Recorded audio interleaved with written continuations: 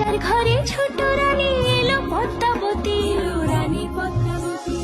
রাজার আরো 6টি রানীর ছিল না সন্তান, পদ্মাবতীর কোলালোতে মিলল সমাধান। বছর যেতে জন্ম নিল 7 ছেলে 1 মেয়ে, হয় খুশির আকাশ হঠাৎ কালো মেঘে গেল ছেয়ে। হিংসেতে যায় জ্বলে পুড়ে বাকি 6টি রানী, যুক্তি করে ঘটায় ওরা 7 কুমারের হানি। সুযোগ মতো 7 ছেলেকে মাটিতে দেয় পুঁতে, বাঁচে একা পারুল, ওরা পায় না তাকে ছুতে। ধাইমা বাজায় সেই মেয়েকে বড় করে তোলে, 7 ভাইকে পায় যে পারুল 7টে চাপা ফুলে।